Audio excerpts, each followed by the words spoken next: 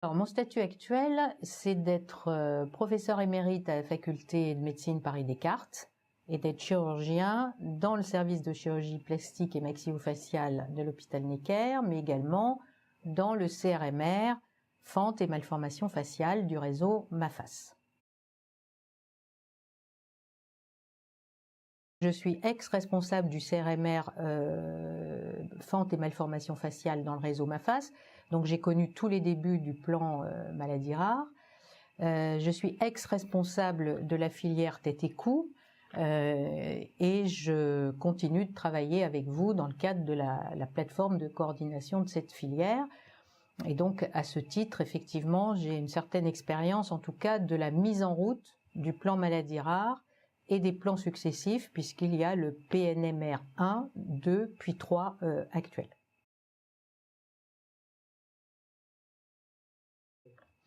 Alors, les filières, quand elles sont arrivées, alors que le plan maladies rares numéro 1 était déjà en place, tous les médecins concernés se sont un peu inquiétés de cette organisation avec une couche supplémentaire entre nous et le ministère, un petit peu comme sont arrivés les pôles dans les hôpitaux quand il y avait des services avec des chefs de service et qu'on nous a demandé de nous regrouper en pôles. Donc on a réfléchi, puisqu'il y avait une obligation, de le faire au mieux, et on est passé de 130 et quelques centres de référence et plus de 500 centres de compétences à 23 filières, ce qui permettait au ministère d'avoir 23 interlocuteurs et ce qui permettait aux 23 responsables de filières de pouvoir avoir une voix qui comptait, d'abord de se connaître, d'essayer de s'imbiber les uns des autres des problèmes et surtout de pouvoir parler d'une seule voix au niveau du ministère.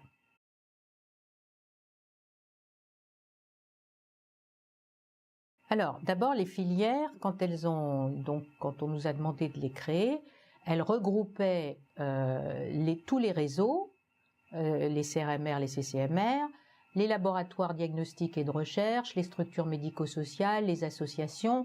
Donc, c'était un ensemble finalement assez vaste. Et il fallait voir ce qu'on y mettait dedans, sachant que l'objectif de ces filières était de coordonner, d'animer, puisque même le terme de coordonnateur avant était celui d'animateur, mais surtout pas de remplacer la responsabilité médicale de chaque réseau et de chaque centre. Donc finalement, il fallait arriver à être dans les mêmes objectifs, mais au sens de l'implication, la coordination et l'animation. Donc naturellement, nous, dans notre domaine, les CRMR et les réseaux qui travaillaient ensemble étaient ceux qui s'occupaient de toute la sphère tête et cou, essentiellement dans le domaine malformatif, et je dirais que ça s'est fait naturellement. On s'est posés tous autour d'une table en disant, finalement, on va concrétiser ce qu'on fait déjà ensemble, c'est-à-dire de prendre en charge les malformations, je dis bien les malformations, donc pas les maladies au sens maladie, les malformations de toute la sphère tête et cou, c'est-à-dire du squelette crânio-facial, des tissus mous, des organes et des dents au niveau de la sphère cervico-faciale.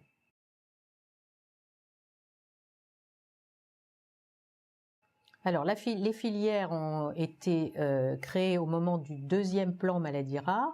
Donc, il faut bien se mettre à l'époque où il existait déjà des centres de référence avec leurs satellites qui étaient les centres de compétences, chacun ayant déjà des missions, des axes et des obligations vis-à-vis du ministère, et que pour éviter que ça fasse un petit peu double emploi et qu'il y ait des ambiguïtés ou des imprécisions entre le rôle de chacun, il a fallu déjà bien se mettre d'accord sur les objectifs de la filière, donc comme je disais tout à l'heure, animer et coordonner, mais avec quand même, en reprenant quand même les objectifs principaux des réseaux, c'est-à-dire le parcours de soins.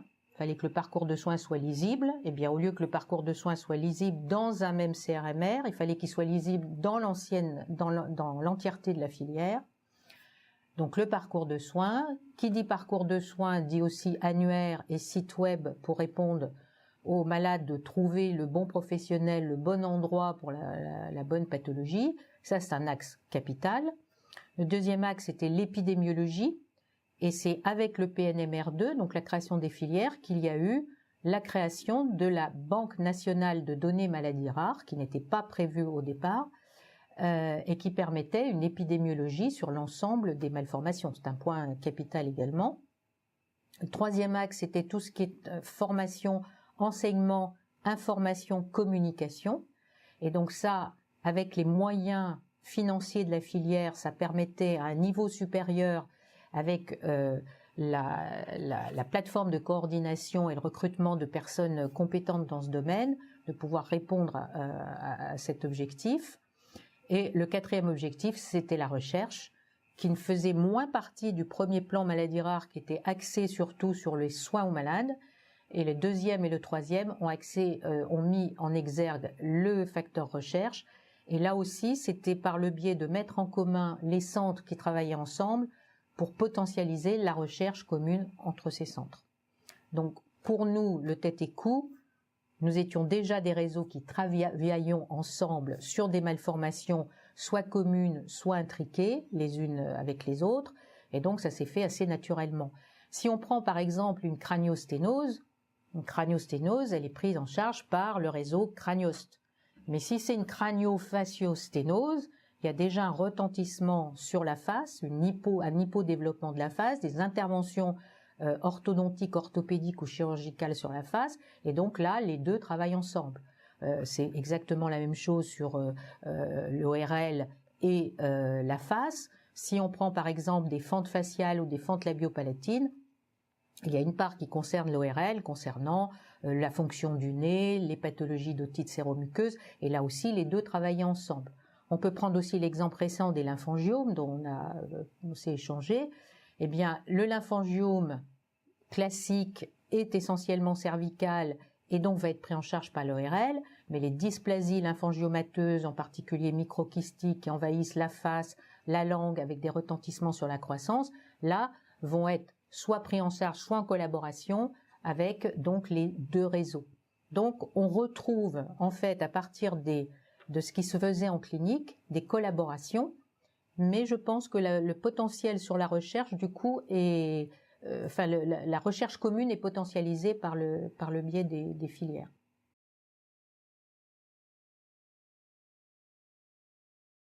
Alors, les avancées de la filière, on est bien d'accord que ce ne sont pas des avancées médicales au sens médical, puisque chaque réseau a ses propres avancées, ses propres structures de travail, ses sociétés savantes, ses pathologies, ses publications.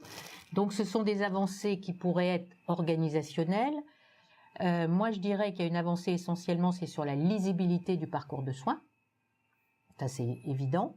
La deuxième chose, c'est sur le site web, qui est quand même l'accès aux patients et aux associations, mais aussi aux professionnels de santé, qui donc avait vu le jour, a eu une période difficile et est à nouveau en pleine expansion, et qui va encore se développer et qui va être l'organe commun à tous les professionnels de santé de la filière tête-cou, mais aussi à tous les malades. Et il est déjà très, très actif. Et comme tout site, il faudra s'attacher à ce qu'il soit à jour. Donc ça, sur le parcours de soins, sur l'accès aux malades, sur l'épidémiologie, puisque avec le nouveau logiciel Bamara, on aura vraiment donc une banque de données commune à nous tous, et ça sera le rôle de la filière d'aider à la mise en place.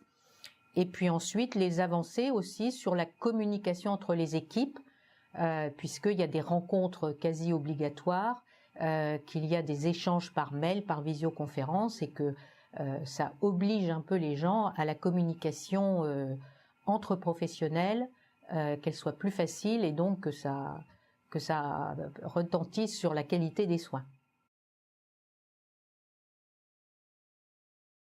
Alors, mes souhaits, c'est d'abord, et j'espère, de garder les moyens financiers, les moyens humains, puisqu'on a maintenant une plateforme de coordination plus que compétente, efficace et qui se potentialise avec donc des personnes qui viennent d'horizons différents, de la recherche, essentiellement d'ailleurs de la recherche, d'Orphanet et d'autres institutions comme celle-là.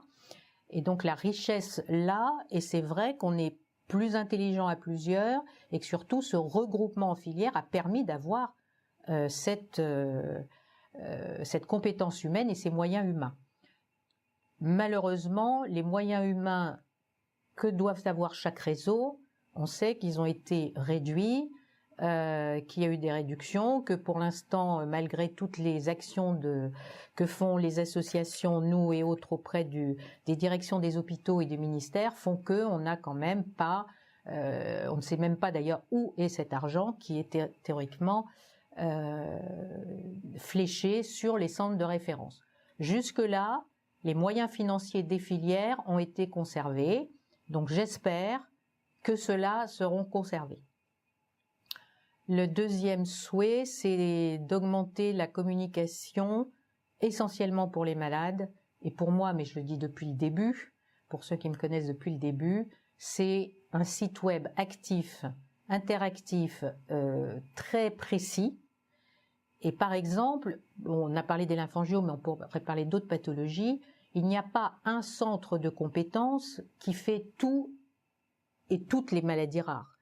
Donc, il faudrait aussi que chaque centre affiche un petit peu ses surspécialités ou les domaines de recherche ou les domaines où il y a un petit peu plus, puisque finalement, c'est cette notoriété du centre qui fait venir aussi les malades. Et on sait que plus il y a de malades dans une pathologie, plus c'est efficace et compétent. Si on prend des syndromes très très rares ou même moyennement rares, prenons le syndrome de Wiedemann-Beckwith, tous les centres du réseau n'ont pas forcément la même compétence dans le syndrome de Wiedemann-Beckwith. Et donc je pense qu'il y a une phase qui n'est pas encore maintenant, parce qu'il faut vraiment que tout soit bien ficelé, qui demanderait à afficher un petit peu plus des spécialités ou des surspécialités par centre, sachant que la base serait commune, mais qu'il pourrait y avoir une orientation des malades vraiment pour des syndromes très très rares dans lesquels il y en a 10 par an qui naissent et qu'on ne les met pas dans les 85 centres de la filière. Sur l'avenir de la filière, je pense que c'est important qu'on ait changé le nom, enfin que le ministère ait changé le nom du responsable, qui s'appelle donc coordonnateur, ça veut bien dire que c'est coordonné, donc on coordonne un CRMR ou on coordonne une filière. Que dans la filière, il y ait une sorte de turnover, c'est-à-dire que chaque réseau à tour de rôle puisse être responsable d'une façon ou d'une autre. Il pourrait être intéressant de faire comme dans les sociétés savantes, que le suivant devienne coordinateur pour déjà se forger et travailler ensemble pour éviter une coupure. C'est ce que nous avons fait avec Vincent Couloigny et ce qui sera fait avec Nicolas Le Boulanger. Je pense que ça, il faut continuer, qu'il y ait au moins une superposition de 6 mois, 1 an, pour ne pas tout modifier, qu'il y ait une continuité. Et ensuite que la plateforme puisse même émettre des souhaits de façon justement à ce que le travail des personnes qui travaillent dans la plateforme d'abord soit agréable et productif, que les gens s'entendent et qu'il y a sans doute là aussi des modifications de méthode ou de travail à améliorer. Et je crois que chaque personne de la plateforme doit pouvoir à un moment donné dire tiens, on pourrait orienter comme ça, on pourrait orienter comme ça c'est devenu caduc, c'est-à-dire de ne pas rester sur un mode. Je dis pas forcément qu'il faut changer, mais en tout cas il faut bien évoluer en fonction de ce qui se passe, des choses acquises et puis bien évidemment des prochains objectifs que nous donnerons le ministère. Voilà.